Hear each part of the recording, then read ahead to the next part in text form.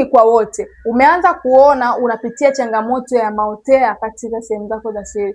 Yaani ni vipele ambavyo ni vidogo vidogo, unaweza kaa ni vipele ambavyo vinakuja na kuondoka bila hata kutumia dawa. Ama unaweza ukawa vimeshajitokeza vipele katika maeneo yako ya siri kwa upande wa mwanamke na kwa upande wa mwanaume. Ushawahi kukata, ushawahi kuvichoma, lakini bado hivyo vipele vinakuwa vinaendelea kwa kasi zaidi. Hii inaashiria kwamba tayari umeshaathirika na changamoto ya kirusi cha HPV, lakini pia kinga yako ya mwili imeshashuka. So hata magonjwa mengine nyemelezi, bakteria wengi wanaweza kaingia ndani ya mwili wako kwa sababu kinga yako ya mwili inakuwepo imeshuka, ipo dhaifu. Kwa kitu ambacho nitakuwa kufanya hapo sio kutatua changamoto kwa nje, ni kwenda kupandisha kinga yako ya mwili, ili kinga ya mwili ikiweza kuwa strong, automatic itaenda kupambana na magonjwa mengi nyemelezi ambayo yapo ndani ya mwili wako. Kwa kama ni wewe unapitia hii changamoto, basi nipigie simu ili nikuandalie kinga yako ya mwili nzuri pamoja na programu ambayo utaitumia ndani ya siku 40 kwenda kuimaliza